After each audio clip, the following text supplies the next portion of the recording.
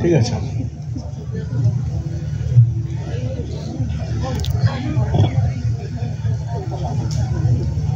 যথাগ্নি দাহিকা শক্তি রামকৃষ্ণে স্থিতা হিয়া সর্ববিদ্যা স্বরূপাম তাম শারদাম প্রণমাম। মঞ্চে উপবিষ্ট পূজনীয় মহারাজ সকলকে আমার ভক্তিপূর্ণ সাষ্টাঙ্গ প্ৰণাম জানাই। এতিয়া মই অকমান অসমীয়াত ক'বলৈ চেষ্টা কৰিছোঁ।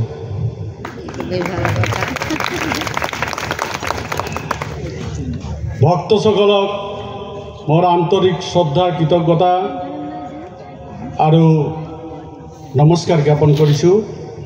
মহাৰাজসকলক মোৰ ভক্তিপূৰ্ণ সেৱা আগবঢ়াইছোঁ।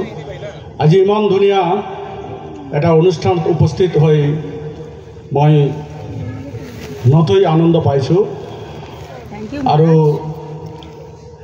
আপোনালোকসকলে যে ইমান ধুনীয়াকৈ এইটো আয়োজন কৰিছে আৰু যেটো কথা নক'লে নহয়, এইটো হ'ল হোজাই আশ্ৰমত যে প্লাটিনাম জুবিলিত তাতে ইমান ধুনীয়া আয়োজনটো আছিল, তাতেও মই কিবা ক'বলৈ অলপ চিন্তা কৰিছিলোঁ, কিন্তু ইমান মানে সময় হোৱা নাই, মই বাহিৰতে আছিলোঁ। কিন্তু ইয়াতে অকমান অসমীয়াত কথা পাতিবলৈ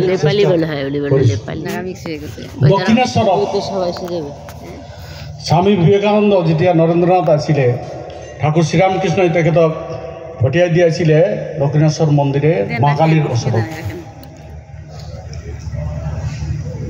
ঠাকুৰ শ্ৰীৰামকৃষ্ণই তেখেতক জাগতিক সুখ স্বাচ্ছন্দ্য সেইসকল চাবলৈ তেখেতক পঠাইছিলে। কিন্তু স্বামীজী তাতে গৈ সকলো কথা পাহৰি গ'লে আৰু জ্ঞান ভক্তি বিচাৰিলে। মাৰ ওচৰত থিয় হৈ বাৰে বাৰে তেখেতে জ্ঞান ভক্তি বিবেক বৈৰাগ্য এসকল প্ৰাৰ্থনা কৰিলে। আজিৰ ইমান শুভদিনে আমি সকলে এই মন্দিৰতে ঠাকুৰৰ ওচৰত মাৰ ওচৰত এনেকুৱাই জ্ঞান ভক্তি বিচাৰোঁ আৰু তেখেতসকলৰ ওচৰত প্ৰাৰ্থনা কৰোঁ যেনে এই জগতে সকলোৰে ভিতৰত সেই অনন্ত জ্ঞান, অনন্ত ভক্তি, অনন্ত শক্তি, ভগৱানৰ সেই শক্তি, মাৰ সেই শক্তি আমাৰ ভিতৰত আহে।